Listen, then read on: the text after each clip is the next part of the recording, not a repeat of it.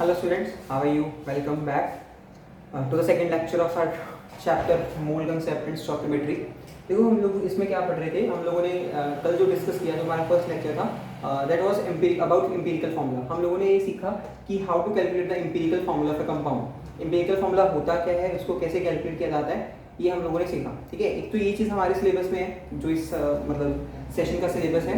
और जो second concept है हमारे सिलेबस में, वो है रिलेटिव वेपर डेंसिटी। ठीक है, वेपर डेंसिटी का कंसेप्ट भी आपके सिलेबस में है। तो अगर हम वेपर डेंसिटी की बात करें कि what is vapour density, so vapour density is just, अगर मैं सिंपल वर्ड्स में बात करूं तो किसी भी मतलब चीज़ का जो मास है विद रिस्पेक्ट टू हाइड्रोजन बताना है। ठीक है, अगर डेफिनेशन से जाऊँ मैं तो डेफिनेशन क्या बोलती है मेरे को, the ratio between the masses of equal volumes, this word is important, equal volumes of the gas and the hydrogen gas. ठीक है, एक कोई भी गैस, वो नियॉन हो सकती है, वो हीलियम हो सकती है, वो कोई हाइड्रोजन से अलावा कोई भी गैस ले लो, ऑक्सीजन वगैरह, वो सारी गैस, कोई भी गैस लो, उसका वॉल्यूम और हाइड्रोजन का इक्वल वॉल्यूम लो। जैसे सपोज आपने 500 मिलीलीटर ऑक्सीजन गैस ली, तो 500 मिलीलीटर ही आप कौन सी गैस लो, हाइड्रोजन गैस लो। ठीक है, under the same temperature and pressure condition. Suppose O2 gas आपने 500 मिलीलीटर ली, उसका प्रेशर था T, टेम्परेचर था T। आपने H2 गैस भी लेनी है 500 मिलीलीटर और उसका प्रेशर टेम्परेचर रखना है Pd। ठीक है, ये कंडीशन अगर है तो आपके पास जो वेपर डेंसिटी होगी that is defined as mass of volume of V volume of the gas by mass of V volume of hydrogen gas. अब आपकी सिलेबस में वैसे है नहीं, एवोगैड्रो लॉ एक का नाम का लॉ आता है, एवोगैड्रो लॉ। एवोगैड्रो का जो लॉ बोलता है ना, वो ये बोलता है कि अगर आपके पास वॉल्यूम इक्वल है, if you are having equal volumes and temperature pressure conditions हैं जो आपकी वो सेम है, ठीक है, तो उसमें क्या होगा, आपके पास equal number of molecules present होंगे। अगर मैं इसकी स्टेटमेंट बोलने की कोशिश करूं तो जनरली स्टेटमेंट हम कैसे डिफाइन करते हैं, statement can be defined as equal volume of all the gases. ठीक है, इक्वल वॉल्यूम ऑफ ऑल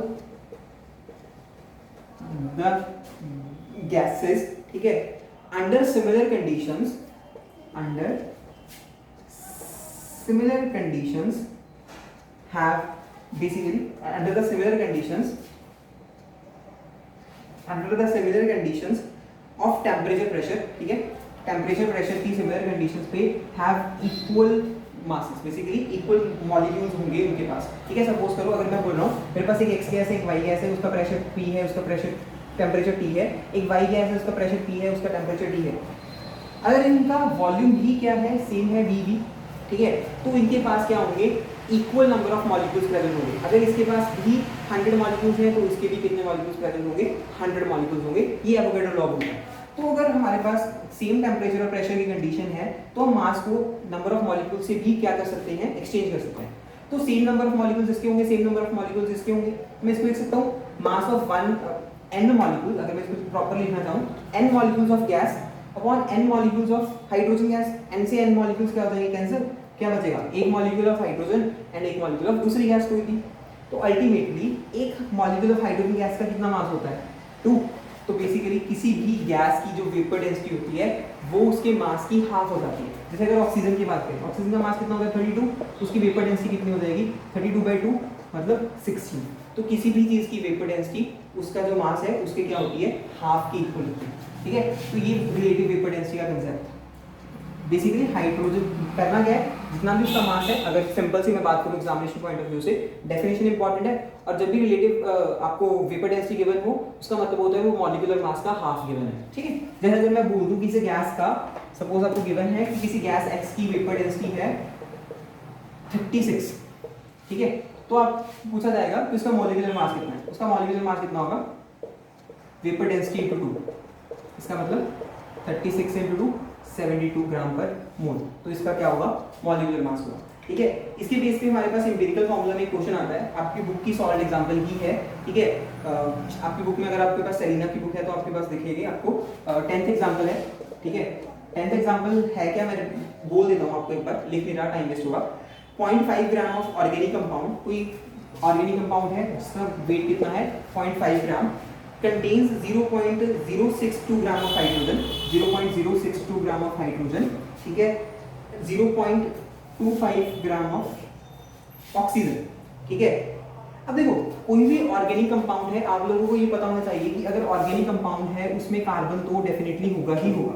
अब इनको ऐड करो, इनको ऐड करने पे कितना आएगा 213.0, इट मींस 3.12 ग्राम तो ये हो गया, टोटल कितना था 0.5 ग्राम, 0.5 माइनस 312 जो भी आएगा देख लेना, उतना क्या प्रेजेंट होगा आपके पास कार्बन। अगर ऑर्गेनिक कंपाउंड है, ऑर्गेनिक कंपाउंड बिना कार्बन के हो नहीं सकता।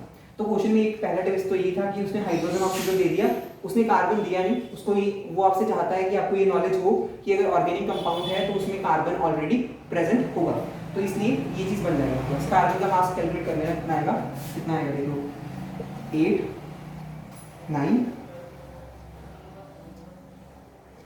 1 0.198 यही आएगा हमारे पास, कुछ देख लो 0.188 आएगा, हाँ 0.188 ग्राम आपके पास क्या हो जाएगा कार्बन बनेगा। ठीक है, तो ये आपके पास क्या आ गई कार्बन वगैरह, कार्बन का, हाइड्रोजन का, ऑक्सीजन का मास आ गया। अब आप इसकी इनकी परसेंटेज निकाल सकते हो।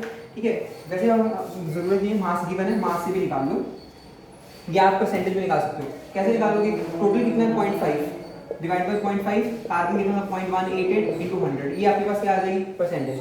आप ऐसे भी कर सकते हो, सिंपली आप मास भी यूज कर सकते हो। ठीक है, you can simply use the masses. लिखो जहां पे कार्बन, हाइड्रोजन और ऑक्सीजन।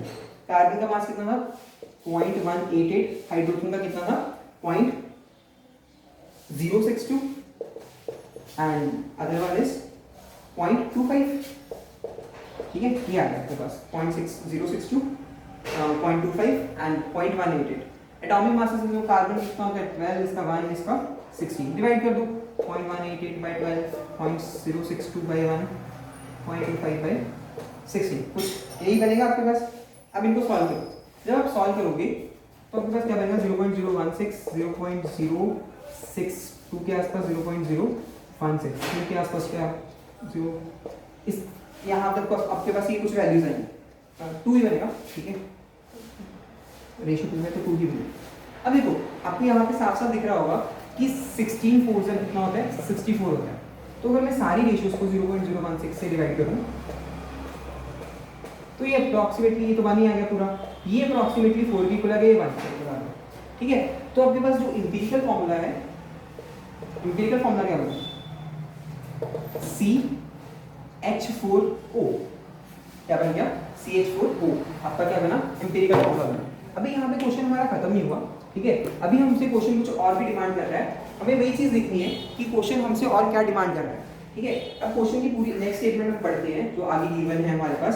वो क्या गिवन है कि in the vapour state the compound weighs 32 times the hydrogen, weighs 32 times as heavy as the same volume of hydrogen gas. तो इसका मतलब क्या होगा, मॉलिक्यूलर मास कितना होगा उसका, मॉलिक्यूलर मास कितना होगा 2 into 32 मतलब 64 ग्राम उसका क्या होगा मॉलिक्यूलर मास होगा। अब एम्पिरिकल मास कैलकुलेट करो, एम्पिरिकल मास कितना है 12 + 4 + 16 कितना हो गया 32 ग्राम। ठीक है, अब मॉलिक्यूलर फॉर्मूला क्या होता है, अगर मैं बात करूं मॉलिक्यूलर फॉर्मूला फाइंड करना है हमें, मॉलिक्यूलर फॉर्मूला होता क्या है, molecular formula is equals to molecular formula is equals to empirical formula into n। ठीक है, अभी n की वैल्यू क्या होती है, n is molar mass upon empirical mass. Molar mass कितना है 64, एम्पिरिकल मास कितना है 32, तो 2 आ गया CH4O2, इसका मतलब C2H4O2, this is going to be a molecular formula. तो ये चीज आपको कैलकुलेट करनी है। ठीक है, तो यही चीज आपको प्रैक्टिस करनी है क्वेश्चंस की, वेपर डेंसिटी का और एम्पिरिकल फॉर्मूला का कांसेप्ट है आपके सिलेबस में। परसेंटेज कंपोजिशन में इसलिए बता रहा आपको पता है। अगर मैं बात करूं H2O में परसेंटेज कंपोजिशन की, ऑक्सीजन की परसेंटेज बतानी है आपको। ऑक्सीजन की परसेंटेज कैसे बताओगे, mass of oxygen present 16, total mass 18 × 100, ये किसकी परसेंटेज आएगी ऑक्सीजन की। अगर आपको हाइड्रोजन की बतानी है तो कैसे बताओगे 2 mass of hydrogen upon total mass × 100। तो इस तरीके से आप क्या कर सकते हो परसेंटेज कंपोजिशन बता सकते हो। तो ये 2-3 टॉपिक्स हैं आपके सिलेबस में। तो यहाँ पे आपका चैप्टर ये फिनिश होता है। देखो वैसे फिनिश नहीं होता, अगर हमारे पास टाइम हुआ तो जो टॉपिक्स लेफ्ट हैं वो डिस्कस करेंगे।